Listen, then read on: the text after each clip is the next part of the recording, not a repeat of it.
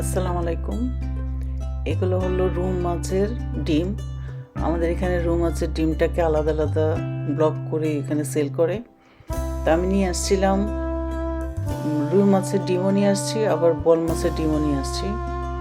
আর ইলিশ মাছের ডিমটা তো আমার বরাবরই খুব পছন্দ, তবে এই ডিমগুলো কিন্তু ফ্রেশ একদম, খুব একটা পাওয়া যায় না। এবার পাইসি যখন নিয়ে আসছি 2 প্যাকেট, আজকে এখানে 1 প্যাকেট আমি রান্না করব। আর খেতে কিন্তু খুবই মজা, এত মজা যে এই ডিমটা দিয়ে শুধু আমরা আজকে ভাত খাইছি। এই জন্য আমি বেশ একদম যতটুকু ডিম ততটুকু আমি পেঁয়াজও কেটে নিছি। আর এই যে ডিমটা দেখেন একদম ফ্রেশ, আমি ভালো করে ধুয়ে নিয়ে নিছি। একটা টমেটো কাটছি, কয়েকটা কাঁচামরিচ কেটে নিছি। তারপর আর একটা বাটিতে এখন আমি সব স্পাইসগুলো দিয়ে মাখাই নিব। আমি 1/2 চামচ হলুদের গুঁড়া, 1/2 চামচ ধনিয়ার গুঁড়া, 1/2 চামচ জিরের গুঁড়া, 1/2 চামচ মরিচের গুঁড়া দিয়ে দিলাম। তারপর 1 চামচ রসুনের পেস্ট আর 1/2 চামচ আদার পেস্ট, এগুলো দিয়ে আমি একটা মশলা তৈরি করতেছি।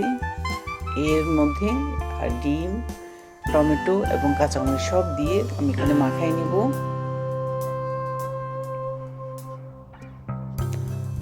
আর একটা প্যানে আমি পেঁয়াজ বসাই দিছি, তেল দিয়ে, তেলের মধ্যে পেঁয়াজ দিয়ে বসাই দিছি। পেঁয়াজগুলো যখন একটু সফট হয়ে আসবে, তারপর আমি এখানে দিয়ে দিব মাখানো ডিমগুলো। এভাবে কে আপনারা এভাবে ঘুটি ভাজি করেন? এটা আমার আম্মা করতো, আমাদের খুব পছন্দ। এই যে এখন আমি ডিমগুলো হাত দিয়ে মাখাই নিছি, এখন পুরো ডিমটা দিয়ে দিলাম। তারপরে বাটিটা ধুয়ে সামান্য একটু পানি দিয়ে দিছে, আর বাস আমি আর কিচ্ছু দিব না। ডিমটা এর মধ্যে সুন্দরভাবে সিদ্ধ হয়ে একদম ভালোভাবে রান্না হয়ে যাবে। এখন আমি ঢাকনা দিয়ে 5-6 মিনিটের মতো রান্না করব। এর মধ্যে ডিমগুলো পুরোটা সিদ্ধ হয়ে যাবে। দেখেন 5 মিনিট পরে কি অবস্থা হচ্ছে, পুরোপুরি ডিমটা পুরোপুরি সিদ্ধ হয়ে গেছে।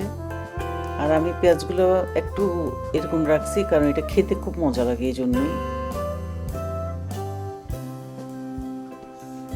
মোটামুটি আমার বেশিক্ষণ লাগে না, হয়ে গেছে। এখন দিয়ে দিলাম কিছু ধনিয়া পাতা। ধনিয়া পাতা আমি একটু বেশিই দিছি। এখন নাড়াচাড়া দিয়ে বাস আমার রান্নাটা কমপ্লিট। এখন এটা আমরা খাবো। আজকে দুপুরে আমরা শুধু এটা দিয়ে ভাত খেয়েছি, এত মজা হয়েছে। আশা করছি ভিডিওটা ভালো লাগবে। ভালো লাগলে অবশ্যই লাইক করবেন, শেয়ার করবেন, আমার চ্যানেলকে সাবস্ক্রাইব করবেন। আজকে পর্যন্তই, আল্লাহ হাফেজ।